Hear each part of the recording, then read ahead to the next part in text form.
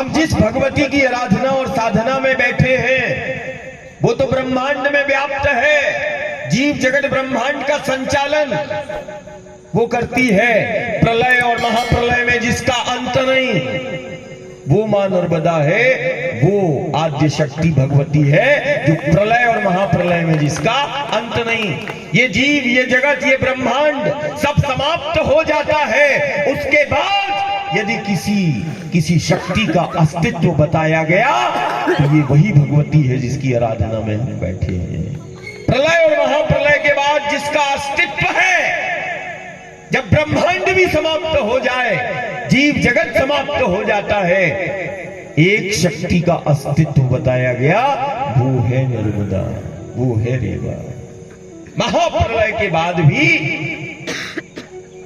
उसका अस्तित्व बताया गया। ये वही महाशक्ति है, भगवती है जो प्रलय और महाप्रलय में जब जीव जगत ब्रह्मांड सब समाप्त हो जाता है, अभी दुनिया शोध कर रही है कि इतने बड़े ब्रह्मांड की उत्पत्ति का वो पहला कण कहां से आया। इस विराट ब्रह्मांड को किसने बनाया और इस ब्रह्मांड की उत्पत्ति का वो पहला कण कहां से प्रकट हुआ होगा, ये अभी चिंतन चल रहा है दुनिया में कि ब्रह्मांड की उत्पत्ति का पहला कण कहां से। ये वही भगवती है कि प्रलय और महाप्रलय में जब जीव जगत ब्रह्मांड समाप्त हो जाता है तो यही भगवती है जो उस ब्रह्मांड की उत्पत्ति के पहले कण को प्रकट करती है। इतना विराट ब्रह्मांड बनाती है। ये वही भगवती है कि सिर्फ उत्पत्ति नहीं की ब्रह्मांड की। जैसे माता पिता संतान को जन्म देते हैं, जन्म देने के बाद बच्चे को वो छोड़ते नहीं माता पिता, बच्चे की सुरक्षा, व्यवस्था, आवास सबकी व्यवस्था करते हैं। ये वही भगवती है जो जीव को, जगत को, ब्रह्मांड को प्रकट करती है। और फिर एक और शोध का विषय है, चिंतन का विषय, धर्म के लिए, अध्यात्म के लिए, सबके लिए, ज्ञानी के लिए, विज्ञानी के लिए, सबके लिए। हमारा जीवन चक्रों पर स्थित है। आज नर्मदा मैया की परिक्रमा सब कर रहे। परिक्रमा मतलब एक स्थान, एक चक्र, एक स्थान से प्रारंभ किया, बड़ी उमंग उत्साह के साथ फिर से उसी स्थान पर आ गए, एक चक्र पूरा हुआ, एक परिक्रमा हो गई। ऐसे ही है ना, एक जिस स्थान से चालू किया पुनः वो भक्त प्रेमी उसी स्थान पर आएगा, एक चक्र पूरा होगा, एक परिक्रमा मानी जाएगी। हम क्या बोलते हैं, थोड़ा देर ध्यान देना, जीवन चक्र क्या बोला जाता है, जीवन चक्र। परिक्रमा समूचे ब्रह्मांड में चल रही, अणु से लेके परमाणु सब परिक्रमा में है।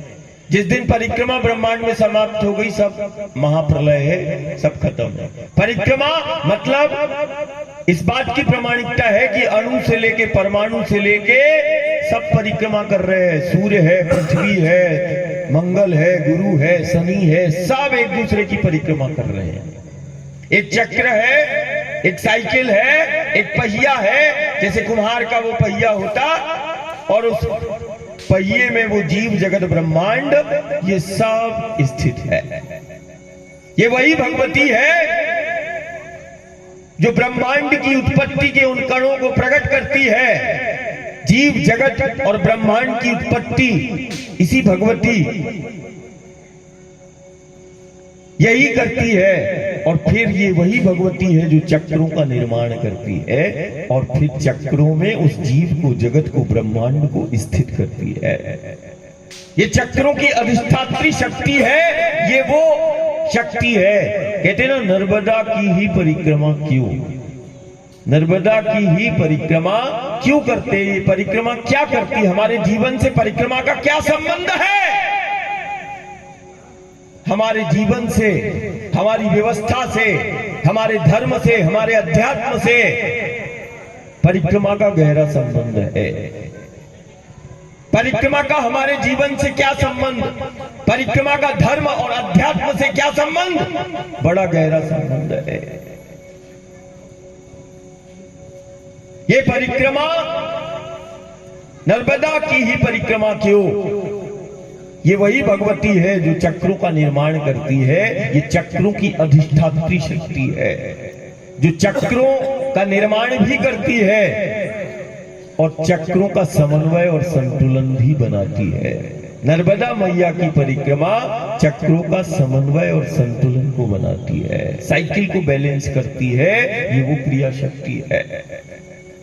नर्मदा मैया की परिक्रमा चक्रों को जागृत करती है। चक्रों को जागृत करने और चक्रों को समन्वय और संतुलन के लिए न जाने कितने ध्यान विधियां बताई। हजारों युगों से सबसे सहज साधना है चक्रों को जागृत करना है, या चक्रों का समन्वय संतुलन को यदि तुम्हें बनाना है तो केवल और केवल एक सहज महायोग है, वो है नर्मदा मैया की परिक्रमा। वो है परिक्रमा, चक्रों का समन्वय और संतुलन को भी बनाती है, चक्रों को जागृत भी करती है। ये वही भगवती है जो चक्रों का निर्माण भी करती है और ये वही भगवती है जो चक्रों को गति भी प्रदान करती है। ये वही भगवती है जो गति, ब्रह्मांड में पहली गति किसने प्रकट की? अभी खोज जारी है। ये वही भगवती है जो ब्रह्मांड में, चक्रों में, अणु में, परमाणु में पहली गति को प्रकट करती है। ये वही भगवती है। तो कितना शोध का विषय हो गया? 3। ब्रह्मांड की उत्पत्ति का पहला कारण ये वही महाशक्ति है जो प्रकट करती है। इतने बड़े ब्रह्मांड को चक्रों में स्थित करने वाली और चक्रों को चलाने वाली और चक्रों को गति देने वाली ये वही भगवती है। ये चक्रों की अधिष्ठात्री शक्ति है।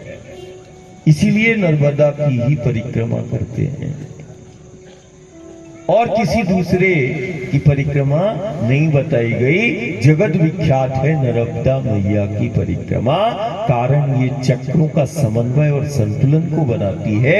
ये चक्रों की अधिष्ठात्री शक्ति है।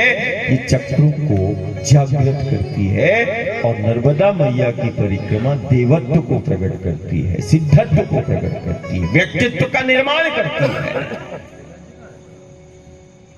ये वो साधना है जिस साधना में हम चल रहे हैं, परिक्रमावासी चल रहे हैं।